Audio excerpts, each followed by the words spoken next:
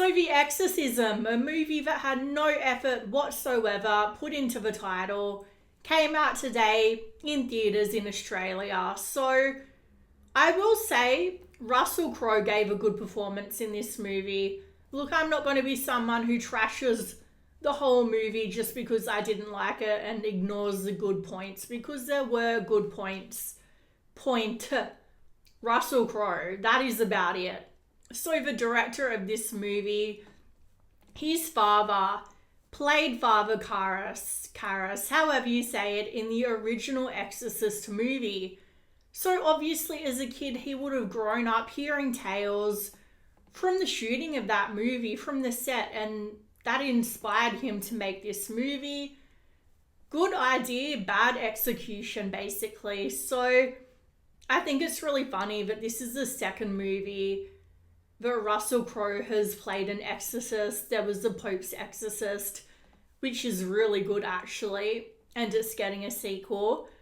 And it's like he's creating his own Marvel cinematic universe of exorcism movies. This movie does feel like it's heavily banking on the name of The Exorcist. It's filmed in the same location as the movie was filmed in. They reference it in this movie, so in this universe it obviously does exist.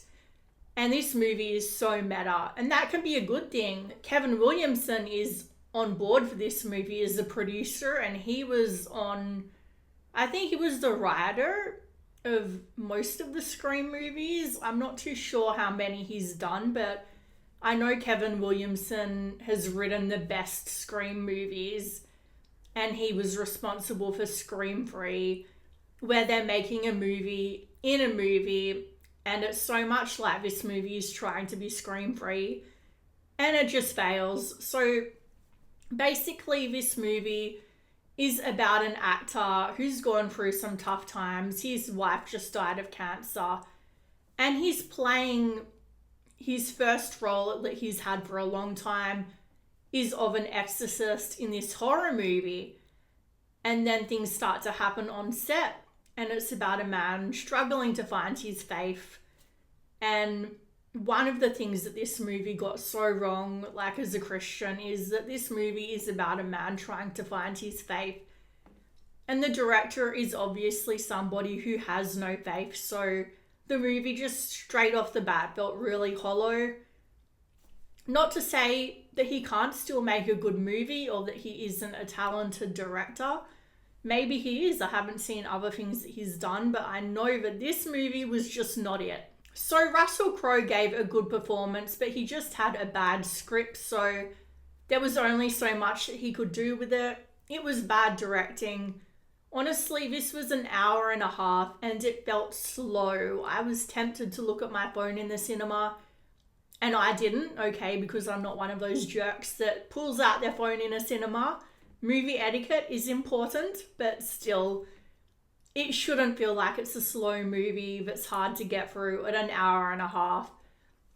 And the scares just weren't scary. It felt like I actually laughed several times during the movie when it was meant to be scary.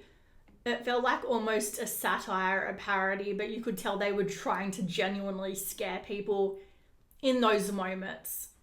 So it feels like they're trying really hard to get us to be invested in Russell Crowe's character's emotional backstory, and it could have worked better in a better movie. So basically, I feel like Hollywood really likes that religious aesthetic, the crosses and all of that, but not the values. And it's just coming off the heels of like The First Omen, Immaculate.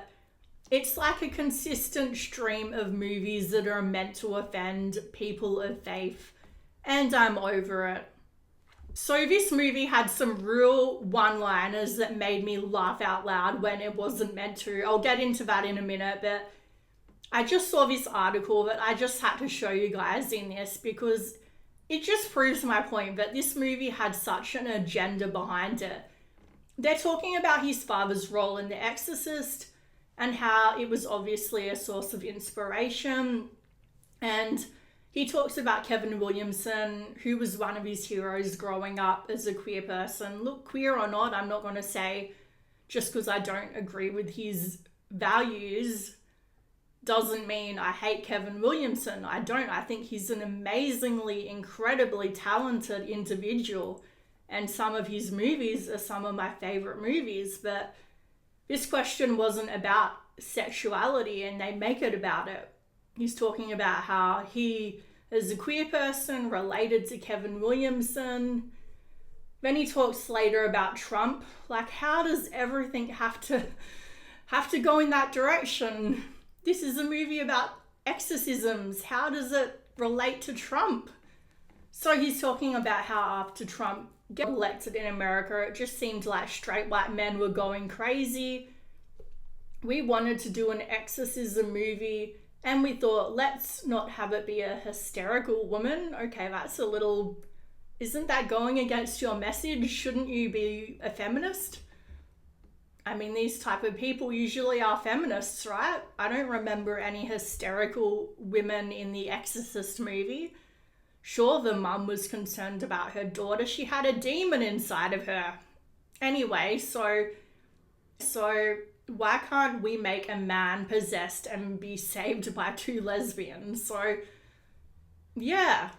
So in the third act, Russel Crowe's character becomes possessed by the demon, and his daughter is in a relationship with a black lesbian. They're lesbians because 2024, I guess. We have to have that in every movie, I guess, these days. And the demon makes fun of her sexuality. That's apparently the most evil thing they could come up with for a demon to say, is to make lesbian jokes. I mean, it takes all the fear that we're meant to be feeling out of the movie.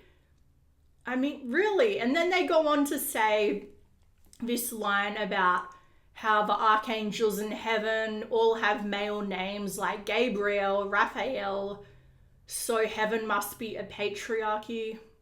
Really?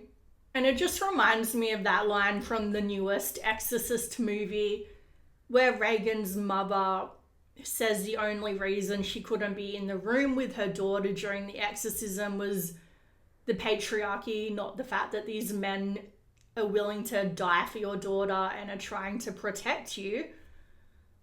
I mean, where's the gratitude? Anyway, so of course there's a line about corruption in the church. Yes, it happens. I'm not denying that as a Christian. It happens, but I feel like it's in almost every movie these days about Catholics or Christians. There's always that storyline. What about corruption in Hollywood? Well, to be fair, I guess Scream 3 sort of covered that. And I want to make it clear that I'm not saying this movie is bad because of my religious beliefs, because I love Mike Flanagan's work. And let's face it, he's no Christian. I'm rewatching The Haunting of Hill House right now for like the 10th time. So these two things I can separate. As for the ending, no spoilers, but this movie did not stick the landing. But hey, at least it's consistent.